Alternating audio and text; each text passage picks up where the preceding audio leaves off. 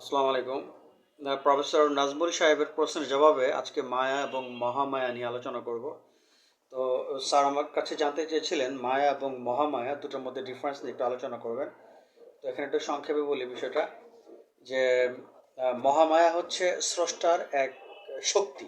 মহামায়া বলতে আল্লাহ পাকের শক্তিকে বোঝানো হয়। বেদান্ত দর্শনে বলা হয়েছে মানুষ মাত্রই ব্রহ্ম, অর্থাৎ মানুষের প্রকৃত স্বরূপ হচ্ছে ঈশ্বর বা সৃষ্টিকর্তা, এবং এই জগৎ হচ্ছে ঈশ্বরের লীলা মাত্র। আপনারা হয়তো জানেন যে বেদান্ত দর্শনে আরও বলা হয়েছে যে ঈশ্বর হচ্ছেন সব কিছুর সৃষ্টিকর্তা, সব কাজের কর্তা, অর্থাৎ ঈশ্বর হচ্ছে সকল কাজের আদি কারণ। এটা কিন্তু বেদান্ত দর্শনে বলা হয়েছে, ঈশ্বর হচ্ছে সকল কাজের আদি কারণ। এবং এই বিশ্বজগতে, ইভেন বিশ্বজগতের বাহিরে জীবের মধ্য দিয়ে যে কার্য নির্বাহ হচ্ছে, যে কার্য সম্পাদন হচ্ছে, সেটা ঈশ্বরেরই। ঈশ্বর হচ্ছে এর জন্য মূল কারণ। তার মানে এই জগতে আমরা সর্বত্রই ঈশ্বরের লীলা দেখতে পাই। মানুষের মধ্য দিয়ে বলেন, জীবের মধ্য দিয়ে বলেন, এই বিশ্বে, মহাবিশ্বে যেখানে আপনি যা কিছু দেখতে পাচ্ছেন সবই কিন্তু ঈশ্বরের লীলা। এটাকে ঈশ্বরের লীলা বলা হয়েছে। আর যখন আপনি এই টোটাল বিষয়টাকে সামগ্রিকভাবে দেখবেন, তখন সেটাকে বলা হয় মহামায়া। তার মানে এই বিশ্বের বাইরে সব কিছু টোটাল কার্যক্রমকে আমরা যদি এক কথা ডিফাইন করি, সেটাকে বলা হয় মহামায়া। তার মানে এই মহামায়ার মধ্যে আপনি আছেন, আমি আছি, পৃথিবীর সকল মানুষ আছে।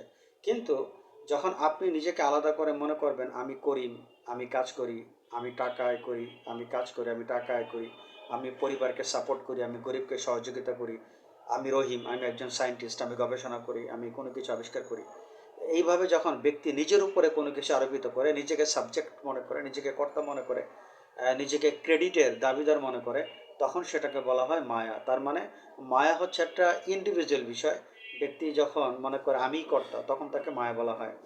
তো মায়া এবং মহামায়া দুটো একই জিনিস, এটা ব্যক্তির কনসেপ্টের উপর ডিপেন্ড করে। তার মানে যখন আপনি বিষয়টাকে টোটাল মনে করবেন, সামগ্রিকভাবে মনে করবেন, তখন সেটাকে বলা হবে মহামায়া। আর যখন আপনি নিজের উপর আরোপ করবেন, তখন সেটাকে বলা হয় মায়া। এখন এই মায়া এবং মহামায়া দুটোর মধ্যে কোনটাকে আমাদের গ্রহণ করতে হবে? মানুষ যতদিন মায়ার কনসেপ্ট নিয়ে পৃথিবীতে বসবাস করে, তখন সে আম, তখন সে অ্যাকচুয়ালি মুক্তি লাভ করে না। মায়ের কনসেপ্ট নিয়ে বসবাস করলে তখন সে জীবনটা তার কাছে দুঃখময় হয়, জীবনটা তার কাছে যন্ত্রণাদায়ক হয়।